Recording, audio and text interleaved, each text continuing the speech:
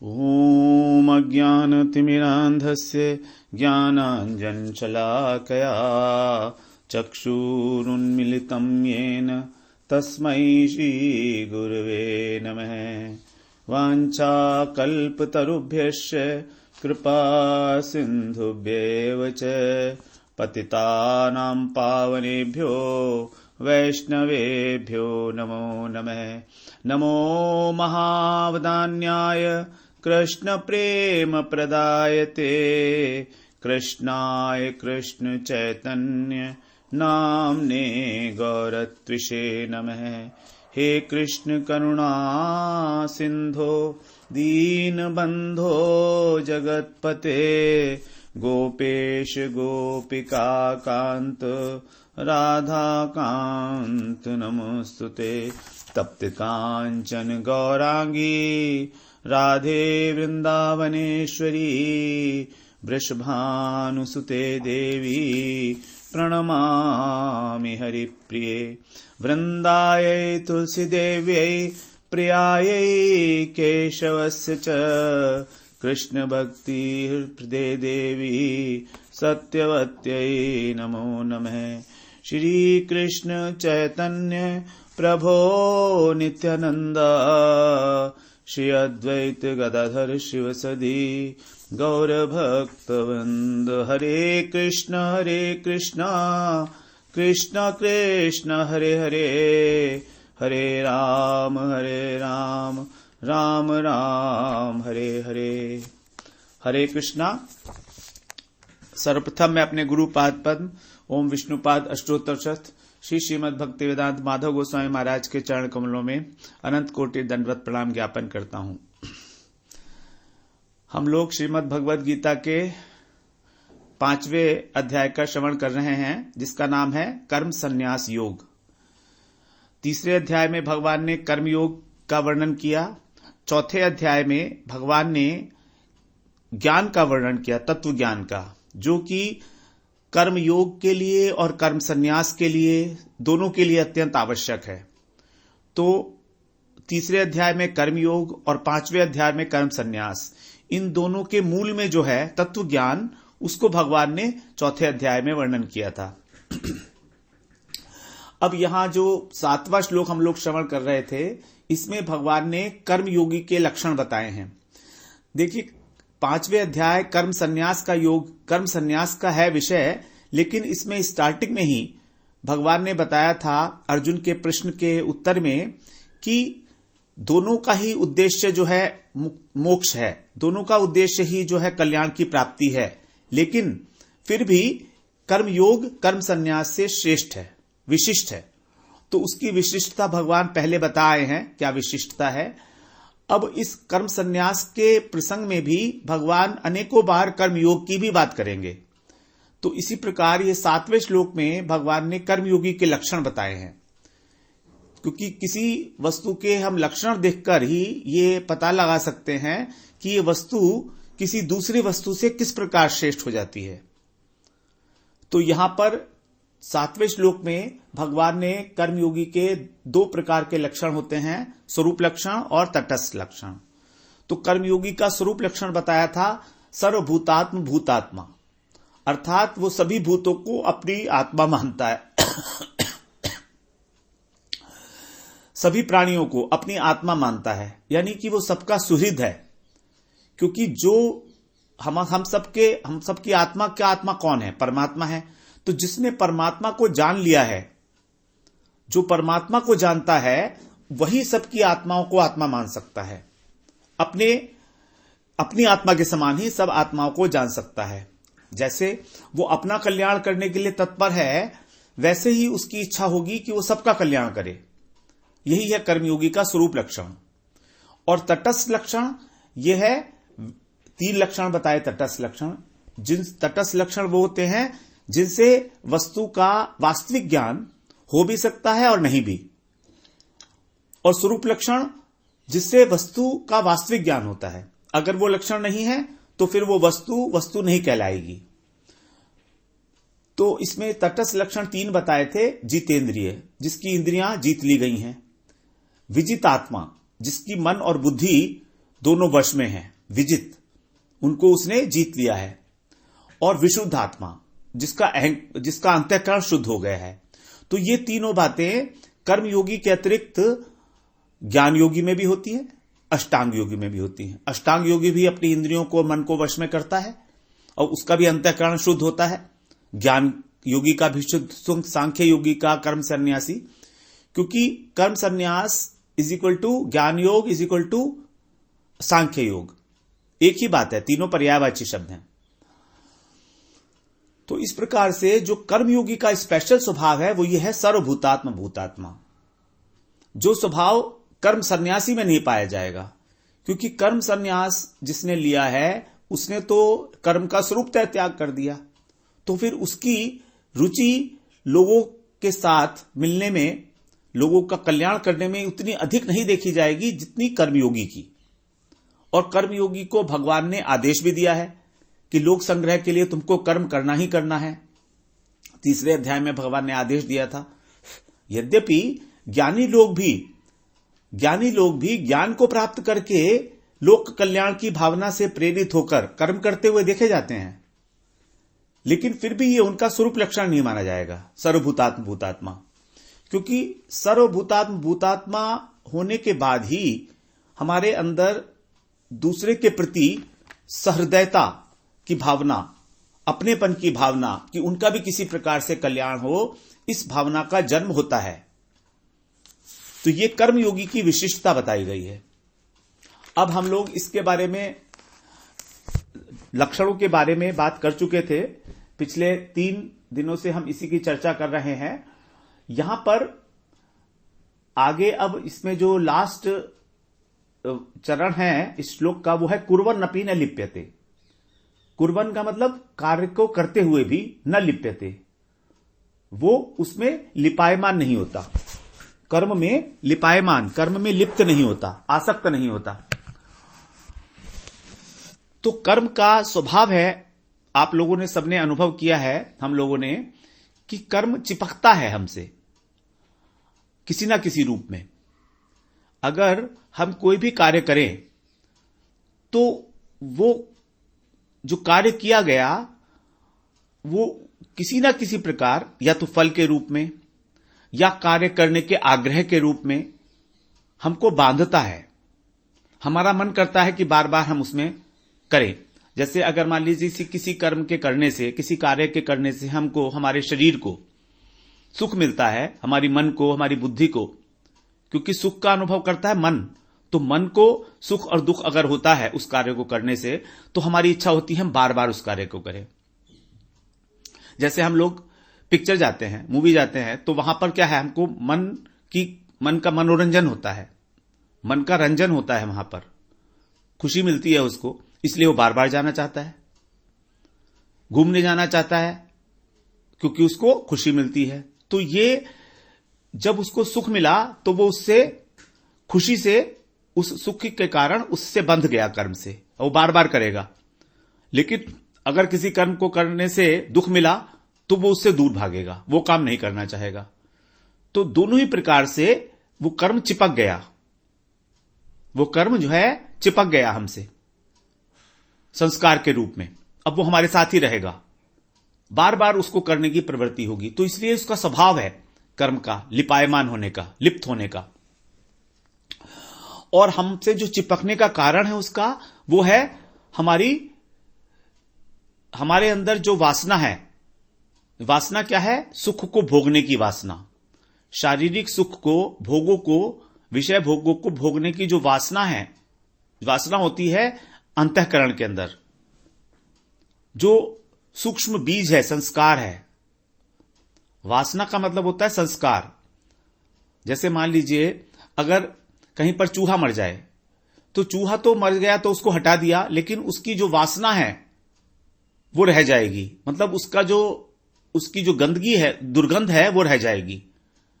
तो यद्यपि कर्म अपना फल दे के नाश हो जाता है, और फल भी नाश हो जाता है, उसका भोग कर लिया जाता है लेकिन उसके पीछे जो संस्कार रह जाते हैं, जो इंप्रेशंस रह जाते हैं, उन्हीं को बोलते हैं वासना। तो ये वासना ही हमको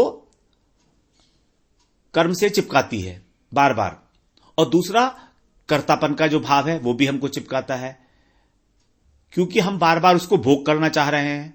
अब भोग करना चाह रहे हैं तो हम उसके कर्ता भी बनेंगे। हमारे कर्तापन होने का कारण ही यही है कि हमको भोगने की इच्छा है। यहां पर एक बात जो समझने योग्य है वो ये है कि भोग अपने आप में कोई भी प्रॉब्लम नहीं है। विषय का भोग अपने आप में कोई प्रॉब्लम नहीं है, लेकिन उन भोगों को करने की इच्छा, उन भोगों को प्राप्त करने की इच्छा, यही बाधक बताई गई है। हर जगह पर जो इच्छा है, उनकी तरफ जो हमारा खिंचाव है, जो आकर्षण है, जो वेग है, वो उसको बाधक बताया है। ये इच्छा ही हमको जो है बांधती है, न कि भोग। क्योंकि भोग बाई इटसेल्फ वो तो जड़ है, वो हमें क्या बांधेंगे। लेकिन जो भोगने की इच्छा है वो हमारे मन में आई है संकल्प विकल्प के रूप में। तो मन क्योंकि चेतन तो नहीं है, लेकिन चेतनाभास बताया गया है मन को, अर्थात आत्मा एक चेतन तत्व है। उस आत्मा का जो प्रकाश है उसके कारण हमारी मन, बुद्धि, अहंकार और चित्त ये जड़ होते हुए भी चेतनवत प्रतीत होते हैं, चेतनवत प्रतीत होते हैं। तो उस आत्मा के सन्निकट होने के कारण मन जो चेतनाभास कहलाता है, चेतना का आभास। जैसे आभास का मतलब होता है, जैसे सूर्य है, जब सूर्य सुबह को उठता निकलता है तो उसके निकलने से पहले ही कुछ प्रकाश आसमान में आ जाता है और हमको ये निश्चय हो जाता है कि अब सूर्य निकलने वाला है। तो वो सूर्य नहीं निकला है, लेकिन उसका आभास मात्र है, उसका एक आभास मात्र है, उसकी प्रतीति हो रही है कि निकलने वाला है, वो रिफ्लेक्शन है उसका, सूर्य का। क्योंकि जो आने वाली चीज है वो पहले ही अपना आभास दे रही है। तो यहां पर आत्मा का जो प्रकाश है उसको मन और बुद्धि में जो प्रकाश आ रहा है उसके कारण हम उसे चेतनाभास बोलते हैं। इसीलिए हम लोग उसमें लिप्त हो जाते हैं। तो कर्म से हम कितना चिपके हुए हैं, किसी भी कर्म विशेष से हम कितना चिपके हुए हैं ये हम नहीं जान सकते आराम से, क्योंकि ये एक आंतरिक प्रक्रिया है। इसके लिए बहुत सजगता हमको चाहिए ही चाहिए, सावधानी चाहिए। अब हम लोग कर्म भोगने की इच्छा क्यों करते हैं? वो तो इसलिए करते हैं कि सुख मिलेगा। और सुख किसे मिलता है? मन को और शरीर को। तो कर्म के द्वारा जो सुख पाने की इच्छा है, जैसे बात किया, कर्म के द्वारा जो वस्तु प्राप्त होगी उस वस्तु को उपयोग में लाके हम लोगों को कुछ सुख मिलेगा, वो इच्छा ही हमको कर्म में प्रवृत्त करती है कि हमको फल मिले और हम उसका उपयोग करें। तो फल में आसक्ति का कारण भी इच्छा है और कर्म में प्रवृत्त करने का कारण भी इच्छा ही है। अगर इच्छा नहीं होगी तो हम कर्म नहीं करेंगे। तो अब इसको कम करने का क्या उपाय है? इसका उपाय यही है कि हम लोगों को उस कर्म के द्वारा, उस कर्म विशेष के द्वारा जो वस्तु के प्राप्ति के बाद उसके उपयोग से जो हमको सुख की प्राप्ति हो रही है, यदि किसी प्रकार उस सुख से उत्कृष्ट कोटि का सुख हमें मिल जाए, उस सुख से हमको एक उत्तम कोटि का सुख मिल जाए, तब वो वाला जो सुख है उस भोग का, उससे हमका छुटकारा हो सकता है। क्योंकि इस प्रकार का एक नियम है कि उत्कृष्ट कोटि की वस्तु के समक्ष निकृष्ट वस्तु का त्याग स्वतः हो जाता है। जो भी उत्कृष्ट वस्तु है, जैसे अगर एक बच्चा है, बच्चे को ही देखते हैं हम, अगर एक बच्चा है वो पत्थर के साथ खेल रहा है, खिलौनों के पत्थर के साथ खेल रहा है, पत्थरों के साथ।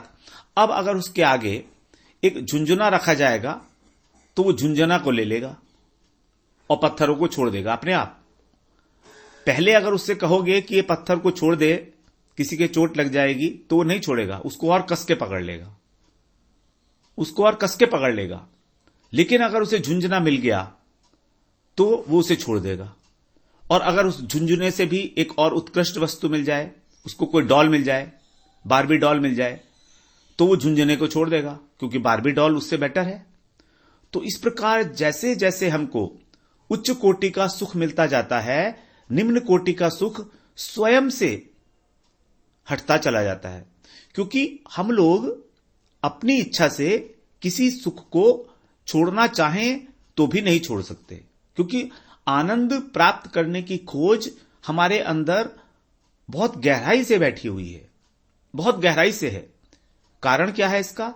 कारण ही भी यही है हमारा कि हमारी आत्मा का जो स्वरूप है वो है सत्य, चित्त और आनंदमय।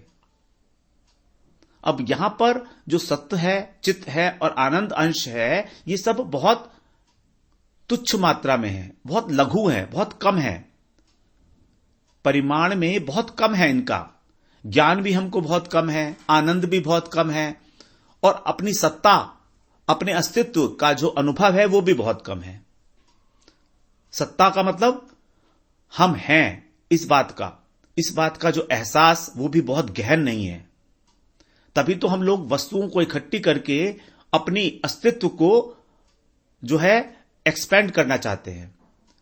हम लोगों की जो ऐश्वर्य प्रवृत्ति है, जो संग्रह प्रवृत्ति है सामान को इकट्ठा करने की, तो वो यही इसी कारण है। वस्तुओं का, पदार्थों का संग्रह करके हम ये सोचते हैं कि हम और अच्छे तरीके से एस्टेब्लिश हो गए अपने आप में। जहां पर सत अंश, क्योंकि हमारा सत अंश कमजोर है, तो क्योंकि अस्तित्व के लिए ही सारी की सारी लड़ाई है। हर आदमी चाहता है कि मेरी सत्ता हो। पॉलिटिक्स में भी हम ये देखते हैं, कुर्सी के लिए लड़ाई है, तो इस सत्ता का अंश है सत्ता।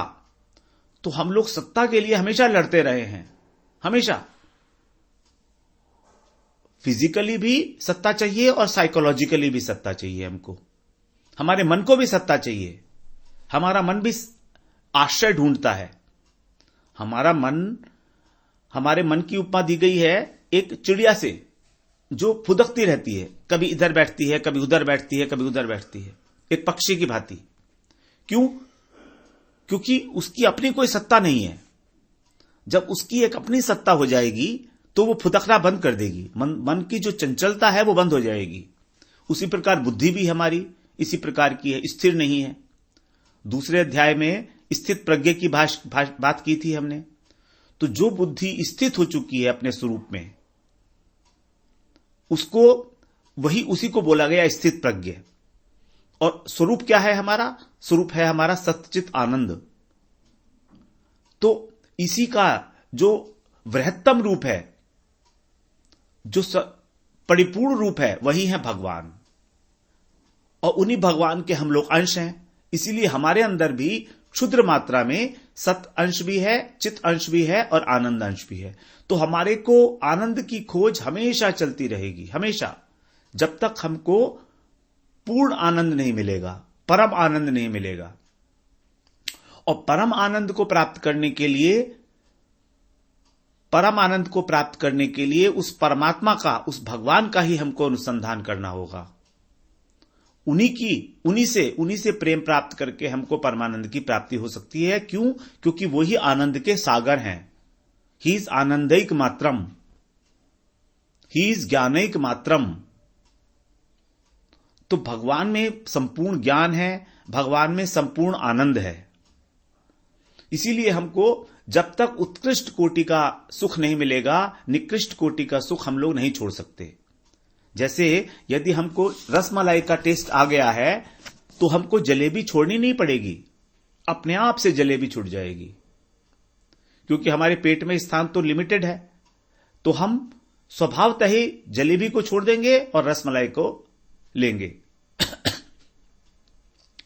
अब इसलिए उस उत्कृष्ट कोटि के रस का एक छींटा हमारे ऊपर जब तक नहीं पड़ेगा, तब तक हम लोग इस संसार के विषय भोगों में आसक्त रहेंगे ही रहेंगे। कोई कारण नहीं है कि हम आसक्त ना रहें, कोई कारण नहीं है। जब तक वो छींटा, जब तक उसका एक छोटा सा अनुभव हमारे अंदर ना आ जाए। तो इसीलिए उस अनुभव को प्राप्त करने के लिए ही भजन साधन किया जाता है कि किसी प्रकार से उस रस का छोटा सा अनुभव हो जाए, या जिन लोगों को अनुभव हो चुका है उनके सानिध्य में उनका अनुगत्य करके उनकी कृपा से हमको भी वो अनुभव हो जाता है। क्योंकि ये जो अनुभव है ये साधन साध्य कम और कृपा साध्य ज्यादा है, क्योंकि ये उस परम तत्व का अनुभव एक जड़ सुख नहीं है, ये एक चिन्मय है वस्तु, और चिन्मय वस्तु कर्म के अधीन नहीं होती। चिन्मय वस्तु हमारी साधन के अधीन नहीं है, वो स्वतंत्र है, वो केवल संचरित होती है। और संचरित होती है मतलब कृपा के माध्यम से संचरित होती है, और वो कृपा होती है गुरु की और वैष्णवों की और भगवान की। इन तीनों लोगों की कृपा से वो वस्तु संचरित होकर हमारे हृदय के अंदर हमें उस सुख का, परम सुख का अनुभव करा सकती है। शास्त्रों में 3 प्रकार के सुख बताए गए हैं। सबसे पहला है हमारा वैषयिक सुख, विषय से संबंधित। विषय कौन से? रंग, रूप, रस, स्पर्श, गंध। तो ये सुख जो है ये भी 3 प्रकार का है, 2 प्रकार का है ये भी, ऐहिक सुख और स्वर्गिक सुख। ऐहिक सुख का मतलब इस पृथ्वी के लोक पे, इस पृथ्वी के लोक में जो भी सुख है वो उसको बोलते हैं ऐहिक। और पारलौकिक यानी स्वर्गिक सुख जो स्वर्ग में, इस ब्रह्मांड के अंदर, इस पृथ्वी के अतिरिक्त जहां भी कोई भी सुख है उसको बोलेंगे हम स्वर्गिक सुख या पारलौकिक सुख। ब्रह्मा जी के धाम तक, सत्यलोक तक, क्योंकि 4था भुवन है हमारे ब्रह्मांड में। उसके बाद दूसरा आता है ब्राह्म सुख। ब्राह्म सुख है मुक्ति का सुख। ब्राह्म सुख का मतलब है मुक्ति, ब्रह्मानंद का सुख, जो ज्ञानी लोगों का उद्देश्य होता है, कर्म संन्यास लोगों का उद्देश्य होता है, निर्विशेष ब्रह्म का सुख। और तीसरा सुख है ऐश्वर सुख। ये ऐश्वर सुख है भगवान की सेवा का सुख। ऐश्वर सुख का मतलब है भगवान की सेवा, भगवत सेवा का सुख। इसमें भगवान के साथ प्रीति होगी और तभी भगवान की सेवा होगी और तभी सुख की प्राप्ति होगी। ये उत्कृष्ट कोटि का है। फिर इसके अंदर भी जो 2 विभाग हैं, भगवान की सेवा 2 भाव से की जाएगी, ऐश्वर्य भाव से और माधुर्य भाव से। तो वैकुंठ लोक में भगवान की सेवा ऐश्वर्य भाव से की जाती है और गोलोक धाम में वहां पर माधुर्य भाव से भगवान की पूजा की जाती है। इस प्रकार से तो हमारा जो हम लोगों ने दूसरे अध्याय में श्रवण किया था 59वां श्लोक, रसवर्जम रसोप्यस्य परम दृष्ट्वा निवर्तते।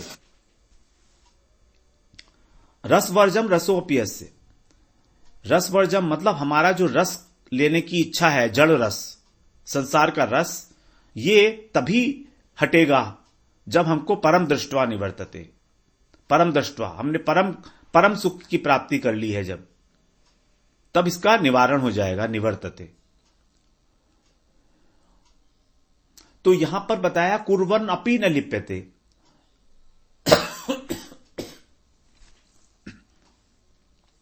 अब जो यहां पर अपि शब्द आया है तो उसमें 2 कारण बताए गए हैं। कुर्वन् अपि, कार्य करते हुए भी लिपायमान नहीं होता है।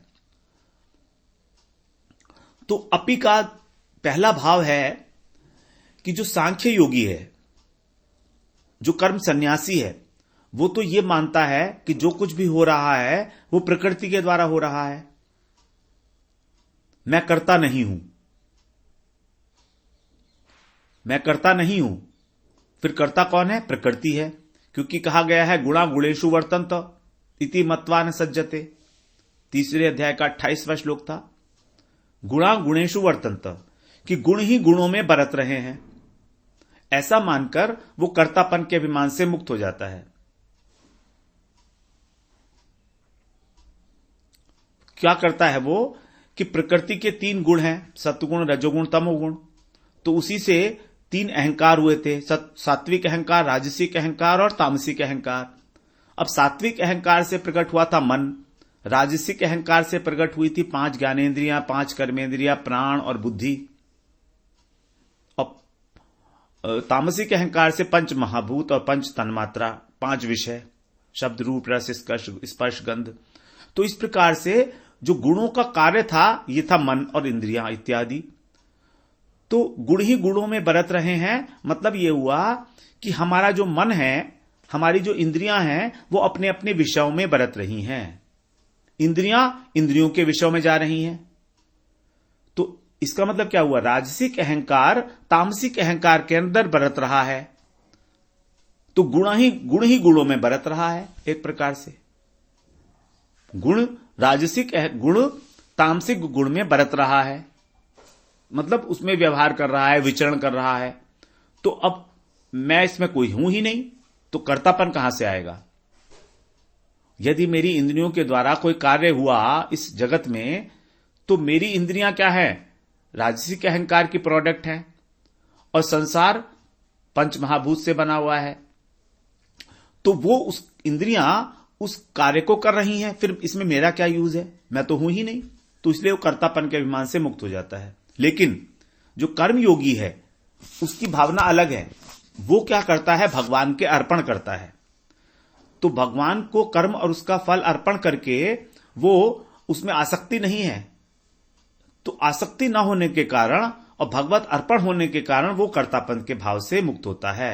यही है कर्मयोगी की विशेषता। उसको बुद्धि की सूक्ष्मता की आवश्यकता नहीं है बहुत ज्यादा। उसको तो बस एक ही बात सोचनी है कि मेरे को भगवान को अर्पण करना है, बस। अब भगवान को अर्पण करना है तो आसक्ति होगी ही नहीं। तो उसको उसका जो कर्तृत्व का नाश होता है, कर्तव्य बुद्धि का, वो भगवान की कृपा से होता है, ना कि उसके अपने प्रयास से। जबकि ज्ञान योगी का कर्तृत्व नाश, कर्तव्य बुद्धि का नाश उसके अपने प्रयास से होता है। प्रयास क्या? आत्म अनात्म विवेक को धारण करके। फिर दूसरा अपी का भाव यह है कि कर्मयोगी कर्म करते हुए तो निर्लिप्त है, कर्म कर रहा है तो निर्लिप्त है, कर्म कर रहा है तो भी उसमें आसक्त नहीं है, लेकिन कर्म को ना करते हुए भी वो लिप्त नहीं है। यह खास बात है, क्योंकि कर्मयोगी का कर्म को करने या ना करने का कोई प्रयोजन नहीं है।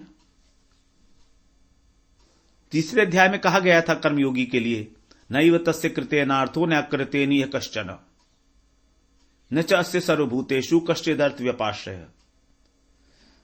क्योंकि उसका अपना कोई स्वार्थ नहीं सिद्ध होने वाला उस कर्म से। वो तो जो भी कार्य कर रहा है कर्तव्य बुद्धि से कर रहा है, नंबर 1। और कर्तव्य बुद्धि से करने के बाद उस फल को भगवान के अर्पण कर रहा है। अपने स्वार्थ के लिए वो बिल्कुल कदापि कुछ भी नहीं कर रहा है। तो अगर वो कर्तव्य करता कार्य करता हुआ देखा भी जा रहा है, तो सबसे पहले तो वो काम कर्तव्य है उसका। चाहे वो कर्तव्य समाज के प्रति हो, चाहे वो लोक संग्रह के लिए हो। लोक संग्रह भी समाज ही हो गया, लोक शिक्षण। तो अपना कर्तव्य समझकर उस कर्म को कर रहा है, और उस कर्म को भी उसने भगवान के समर्पण कर दिया। तो फिर उसका अपना कोई भी स्वार्थ नहीं है। तो इस प्रकार अगर वो कर्म नहीं करता तो भी वो उससे लिप्त नहीं होता, जबकि कर्म सन्यासी के साथ खतरा है। अगर वो कर्म नहीं कर रहा है क्योंकि उसने भगवान का आश्रय नहीं लिया है, तो अगर कर्म वो नहीं कर रहा है तो पूर्व संस्कारवश उसके अंदर तमोगुण की वृत्ति, आलस्य की वृत्ति, प्रमाद की वृत्ति ये उत्पन्न हो सकती है। और अगर ये उत्पन्न हो गई तो उसके पतन का कारण बनेगी वो। फिर वो पाप कहलाएगा, कर्म ना करना। तो इस प्रकार वो कर्म ना करने से भी बंध सकता है कर्म सन्यासी। बंध सकता है, बंधता है ऐसी बात नहीं कह रहे हैं, संभावना होती है उसकी, क्योंकि उसका सब कुछ जो है अपने प्रयास से हो रहा है। और कर्मयोगी अपना प्रयास कर ही नहीं रहा है, वो तो भगवान की कृपा के आश्रित है। तो यही है विशिष्टता कर्मयोग की इस अपि शब्द के अंदर। तो इस प्रकार से हम लोगों ने आज 7वां श्लोक श्रवण किया। फिर कल से हम लोग 8वां और 9वां श्लोक दोनों एक साथ ही श्रवण करना है, क्योंकि वो दोनों इकट्ठे हैं श्लोक, दोनों 8वां और 9वां श्लोक। और वो दोनों श्लोक जो हैं कर्म संन्यास से रिलेट करते हैं, क्योंकि भगवान कर्मयोग की बात, कर्मयोगी की लक्षण बता रहे हैं, फिर वहां पर कर्म सन्यासी की बात बताएंगे कि उसकी क्या भावना होती है क्रियाओं को करते हुए। वांछा कल्पतरुभ्यश्च कृपा सिंधुभ्यैव च पतितानां पावनेभ्यो वैष्णवेभ्यो नमो नमः।